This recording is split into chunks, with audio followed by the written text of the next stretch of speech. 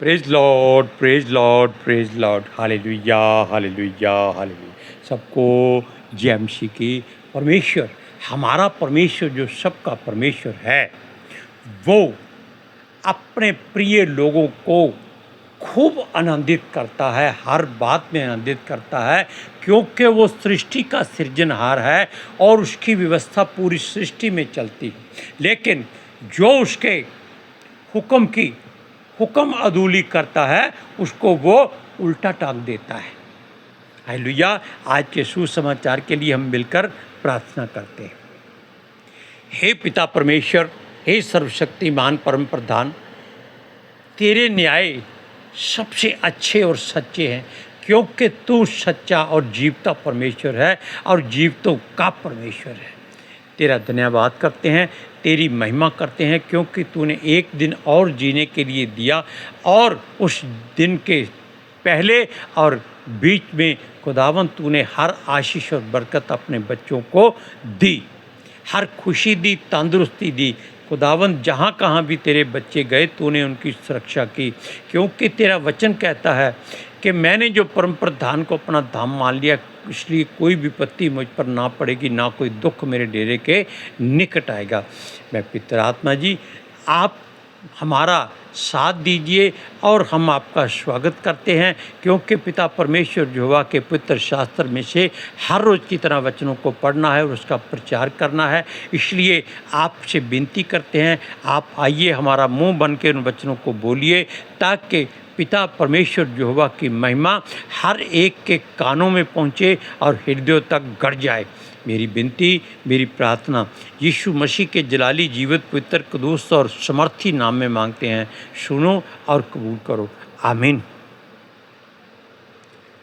अब आप इस बात को याद रखिए कि हमारा परमेश्वर अगर कहता है कि मैं तुझको ही नहीं, मैं तेरे आने वाली पीढ़ियों को भी आशीषित रखूँगा, तो इसका मतलब क्या है कि आपको भी उसके लिए कुछ करना है। हालेलुया। सुनिए, पहले हम उसकी तारीफ करते हैं, महिमा करते हैं, और वो इसी योग्य है, क्योंकि वो भय योग्य परमेश्वर है। हम देखिए भजन संहिता 89 के 11वें वचन को आप पढ़िए, आपको मालूम हो जाएगा कि वो कौन है। आकाश तेरा है, पृथ्वी भी तेरी है, इसके सिवाय तो और कुछ है ही नहीं। अगर आप कहें कि धरती के नीचे, वो भी तो धरती ही है, कोई अलग तो नहीं है, क्योंकि सारी धरती समुद्र के पानी में डूबी हुई और लिपटी हुई है और आकाश उसके ऊपर छाया करता है। लेकिन हम परमेश्वर के वचन को उसकी मर्जी के मुताबिक पढ़ते हैं। वो कहता है आकाश तेरा है, पृथ्वी भी तेरी है, और जगत और जो कुछ उसमें है उसे तू ही ने स्थिर किया है। अब आप बताइए, क्या वो महिमा के योग्य नहीं है? हाँ, वो ही केवल महिमा के योग्य है, उसके सिवाय आप किसी को महिमा मत दो। अपने आप को तो महिमा कभी मत दो, क्योंकि अगर आप परमेश्वर को महिमा देंगे तो वो आपको महिमा देगा, क्योंकि उसके वचन भजन संहिता 91 में लिखा है कि वह हमको बचाकर हमारी महिमा बढ़ाएगा। क्यों लिखा है? क्योंकि वो इसलिए चाहता है कि हम उसकी महिमा करें। उसने हमको इसीलिए सिरजा है, इसीलिए रचा है, इसीलिए बनाया है और धरती पर बसाया है कि हम इस धरती को अपने समाज से भर दें और यहोवा की महिमा करते रहें। सुनिए, वो कहता है उत्तर और दक्षिण को तू ही ने सिरजा, ताबोर और हर्मोन तेरे नाम का जय जयकार करते हैं। तेरी भुजा बलवंत है, तेरा हाथ शक्तिमान और तेरा दाहिना हाथ प्रबल है। अब देखिए, जब हम ऐसी बातें परमेश्वर से करते हैं तो परमेश्वर प्रफुल्लित हो जाता है, आनंदित हो जाता है, प्रसन्न हो जाता है, खुश हो जाता है, हैप्पी हो जाता है, क्योंकि वो हमारा पिता है, हमारा अब्बा है, हमारा फादर है, हमारा बाप है। Hallelujah, praise Lord. इसलिए जब हम ऐसी बातें उससे करते हैं तो वो आनंदित होकर हम पर आशीषों की बरसात करता है, वो स्वर्ग की खिड़कियां खोल देता है कि उसके बच्चे किसी बात में घटी और कमी महसूस ना करें। वो उनको तंदुरुस्ती देता है, धन दौलत भी देता है, लेकिन अगर हम उसको संभाल के रखें। लेकिन अगर वो आत्मिक धन देता है तो उसको हम कहाँ रखते हैं? अपने हृदय में, इस मिट्टी के बर्तन में। सुनिए, वो कहते हैं 14वां वचन कि तेरे सिंहासन का मूल होता है जड़, जहां से हर बात शुरू होती है, जो वचन के द्वारा पैदा होती है, क्योंकि वचन एक बीज है। और वचन को जब हम हृदय में बीज देते हैं तो वो जड़ पकड़ता है, और जड़ पकड़कर वो हमारे मुख से, हमारी आँखों से, हमारे कानों से, हमारे चेहरे से, हमारी ज़ुबान से और हमारी सहन शक्ति से, हमारी करुणा से, हमारी बोलचाल से, हर बात से वो जाहिर होती है। क्योंकि लोग हमको नहीं जानते, हमको नहीं पहचानते, वो किसको जानते हैं? वो हमारे चेहरे पर यहोवा के तेज को देखते हैं, उसके प्रकाश को देखते हैं, उसकी करुणा और उसकी महिमा को पहचानते हैं कि ये यहोवा का लगाया हुआ वंश है, ये परमेश्वर का चुना हुआ घराना है, ये उसके राजपद अधिकारी के लोग हैं, और ये राजा हैं, क्योंकि हमारा परमेश्वर राजाओं का राजा है और प्रभुओं का प्रभु है। हालेलुया, इस बात को आप ध्यान से सुनिए। वो कहता है, क्या ही धन्य है वह समाज जो आनंद के ललकार को पहचानता है। ललकार का मतलब ये नहीं कि आप अपनी छत पर खड़े होकर चैलेंज करना शुरू कर दें, ललकारना शुरू कर दें, आओ हमारे यहोवा से मुकाबला करो, आओ हमारे साथ बहस करो, हमारे साथ प्रतिद्वंदी करो। लेकिन परमेश्वर कहता है, चुप रहो, अपना मुंह बंद रखो और उसको काम करने दो। उसको काम करने का मतलब है कि वो आपको खुद ही ऐसी ऐसी बातें बताएगा, जैसे यिर्मयाह को बताई थी कि आप हर बात को उसके बेटे जीसस के नाम से इस्तेमाल कर सकते हैं। हालेलुया, क्योंकि वो कहता है कि मैं तेरे मुंह में वचन भर दूंगा जो तेरे बैरियों को लज्जित कर देंगे। हालेलुया, और उनका कोई सामना ना कर सकेगा। अब देखिए, वो कहता है कि क्या ही धन्य है वह समाज जो आनंद के ललकार को पहचानता है। हे यहोवा, वे लोग तेरे मुख के प्रकाश में चलते हैं।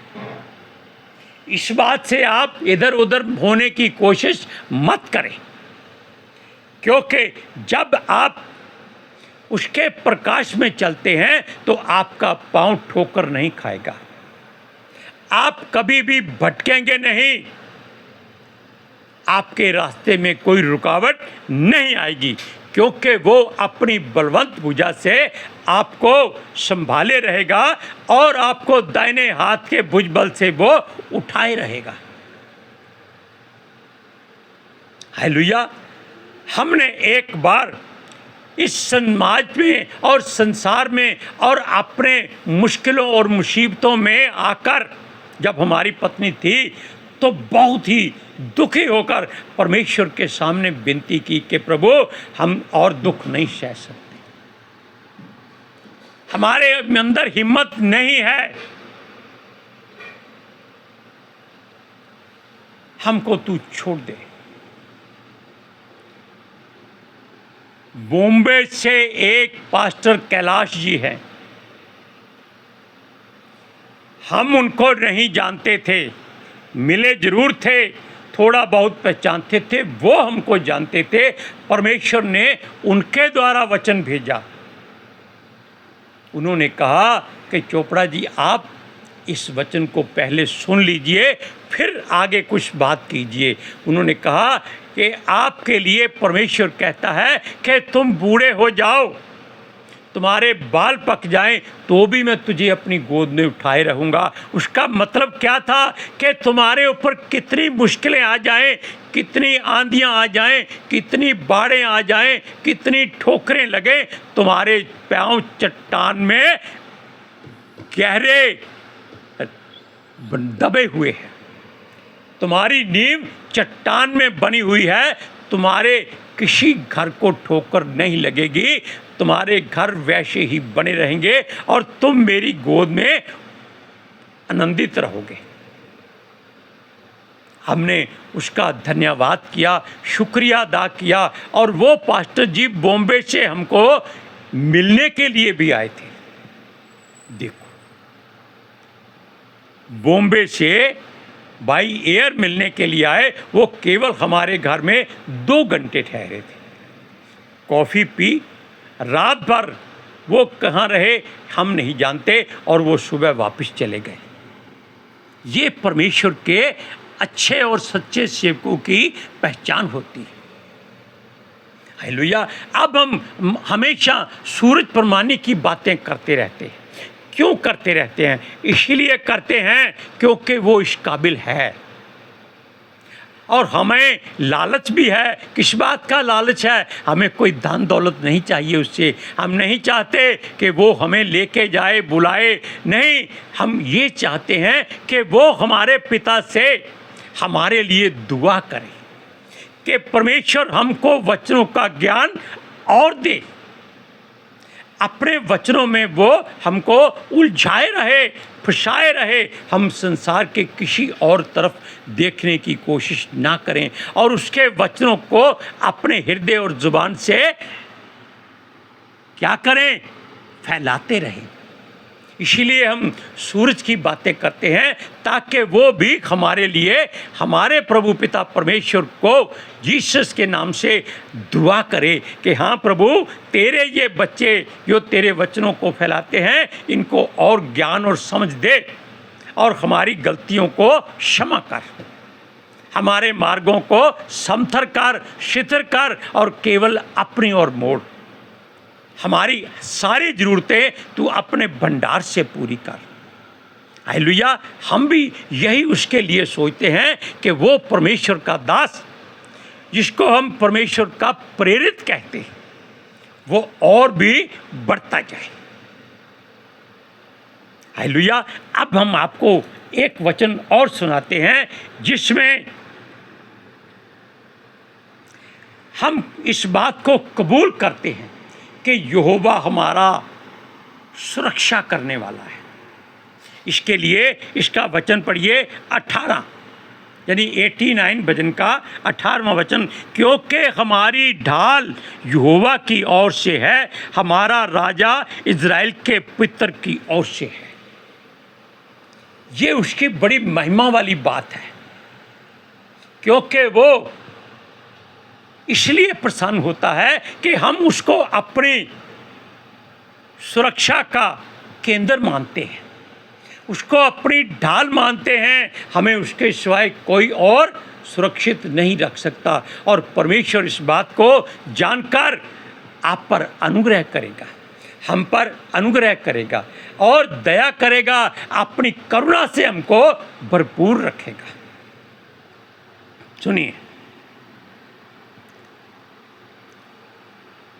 अब इस बात में हम ये बात करते हैं कि परमेश्वर चाहता है कि हम यदि उसके वचनों को उसकी मर्जी से पूरा करते रहें, तो उसका 26वां वचन पढ़िए। वह मुझे पुकार के कहेगा, तू मेरा पिता है, मेरा परमेश्वर और मेरे उद्धार की चट्टान है। ये कब होगा? जब आपकी हर इच्छा को वो परमेश्वर अपने भंडार से पूरी करेगा, तब हम सब मिलकर ये वचन कहेंगे। क्यों कहेंगे? क्योंकि वो हमारा सच में पिता है, वो हमारा उद्धार करता है, हम पर अनुग्रह करने वाला है। वो हमारा आसमानी पिता है, रूहानी पिता है, अनुग्रही पिता है। वो हमारा, केवल हमारा ही परमेश्वर है। उसकी रहमतें, नेमतें, अच्छाइयाँ, भलाइयाँ, आशीषें, बरकतें सब हमको बिन मांगे मिलती है। हालेलुया। इसलिए हम उसका धन्यवाद हमेशा अपने हाथ उठाकर करना है। इसको कहते हैं धन्यवाद का बलिदान चढ़ाना। अब सुनिए, इसके आगे वो कहता है, परमेश्वर की ओर से वचन है 27वां, फिर मैं उसको अपना पहलौठा और पृथ्वी के राजाओं का पर प्रधान ठहराऊंगा। वैसे तो ये बात उसने दाऊद के लिए कही है, लेकिन आप इजरायली और यहूदी और मसीह बनकर दाऊद के वंश से गिने जाएंगे। बेशक हम उसके किसी घराने से पैदा नहीं हुए हैं, यीशु भी नहीं हुआ था, लेकिन लोग यीशु को भी उसका बेटा कहते थे। और लोग आपको भी कहेंगे, हे दाऊद की संतान, हमारे लिए प्रार्थना कर, हमारे लिए दुआ कर, हमारे लिए परमेश्वर से विनती कर, ताकि वो हमें भी तुम्हारी तरह प्रेम करे। ये कौन लोग कहेंगे जो आज आपसे नफरत करते हैं, घृणा करते हैं और समाज में अपने आप को प्रतिष्ठित मानते हैं? वो आपके विरोधी हो सकते हैं, वही आपके आकर कदमों में सर झुकाएंगे और आपसे यही कहेंगे कि हे यहोवा के सेवक, हमारे लिए दुआ करो। हालेलुया। सुनिए, वो कहता है, फिर मैं उसको अपना पहलौठा और पृथ्वी के राजाओं पर प्रधान ठहराऊंगा। क्योंकि शाऊल को परमेश्वर ने तिरस्कार कर दिया और दाऊद को राजाओं में पहलौठा कर दिया। क्योंकि दाऊद की ही सारी संतान वो चला रहा है, क्योंकि दाऊद से ही उसने वादा किया था कि मैं तेरी संतान को तेरी राजगद्दी पर बिठाता जाऊंगा। तेरा राज्य में कभी सूर्य डूबेगा नहीं, बल्कि हमेशा उदय रहेगा। उदय का मतलब होता है सुबह का सूरज चढ़ना। लेकिन वो शर्त रखता है, 30वां वचन, यदि उसके वंश के लोग मेरी व्यवस्था को छोड़ें और मेरे नियमों के अनुसार ना चलें, यदि वे मेरी विधियों का उल्लंघन करें और मेरी आज्ञाओं को ना माने, तो मैं उनके अपराध का दंड सोंटे से और उनके अधर्म का दंड कोड़ों से दूंगा। और ये कोड़ों का दर्द हमारे लिए हमारे प्रभु यीशु मसीह ने सहा है, लेकिन सोंटों से आप नहीं बच सकते। परमेश्वर की लाठी बेआवाज आती है, ये सारा संसार जानता है, और किस तरफ पड़ती है और दर्द किस तरफ होता है ये आपको मालूम नहीं होगा। आपके दर्द सर में होगा और लाठियां परमेश्वर की आपकी पीठ पर पड़ेंगी। आपके बाजुओं में दर्द होगा, लेकिन लाठियां, उसका सोंटा आपके टांगों में पड़ेगा। हालेलुया। इसलिए हमेशा उसकी इस बात को याद रखिए। वो कहता है मेरी व्यवस्था का उल्लंघन ना करना, उसको छोड़ना नहीं, उस पर चलते रहना है, उसका मनन करना है। यहोशू को उसने क्या कहा था कि मेरी व्यवस्था तेरे चित्त से कभी उतरने ना पाए। वो यहोशू नहीं था, वो आप सब थे, हम थे। इसलिए आप इस पवित्र शास्त्र को समझ आए ना आए, हर रोज 2-4 पेज जरूर पढ़ें, ताकि परमेश्वर कहीं ना कहीं आपसे बात जरूर करेगा। और आपका ध्यान उसी वचन पर अटक जाएगा। आपकी जो पढ़ने की रुकावट आ जाएगी, आप आगे पीछे नहीं, केवल उसी प्रश्न पर, उसी वचन पर मनन करेंगे और आसपास से अपने पास्टरों से उस वचन का हालचाल पूछेंगे कि इसका असली अर्थ क्या है, ये समझाइए। तब आप जान जाएंगे कि परमेश्वर आपसे बात करता है। वो जरूरी नहीं आपके कान में कहे हे बेटा ये वचन पढ़, नहीं, वो आपके सामने वचन रख देगा, आपका ध्यान उसी वचन पर ही अटक जाएगा। हालेलुया। अब हम मिलकर प्रार्थना करते हैं। हे पिता परमेश्वर, हे परवरदिगार, है काल पुरुष, सर्वशक्तिमान परम प्रधान, सृष्टि के मालिक और खालिक, हम आपका धन्यवाद करते हैं। आपने अपने बच्चे को हर रोज़ की तरह जो वचन प्रचार करने के लिए दिए हैं, वो हमने पवित्र आत्मा जी की सहायता से सारे जगत के सारे छोर में पहुंचा दिए हैं, ताकि ये वचन लोगों की परमेश्वर की सच्चाई के बारे में बताएं और वो उसकी व्यवस्था को माने, जाने और उस पर ही अमल करें, ताकि परमेश्वर उनको अपने स्वर्ग के झरोखे खोलकर आशीष दे और वो उसको अपना पिता और मुक्तिदाता कबूल करे। पिता आत्मा जी, आपका धन्यवाद करते हैं, क्योंकि आपने इन वचनों को हमारा मुंह बनकर बोला, ताकि इन वचनों का सही सही गुणानुवाद होता रहे। हम हर बात में बाप बेटा रूप पाक का धन्यवाद करते हैं। हमारी विनती, हमारी प्रार्थना जीसस के समर्थी जलाली कदूस जीवित और पवित्र नाम में मांगते हैं। सुनो और कबूल करो। आमीन, आमीन, आमीन। Hallelujah, praise Lord. सबको जय मसीह की।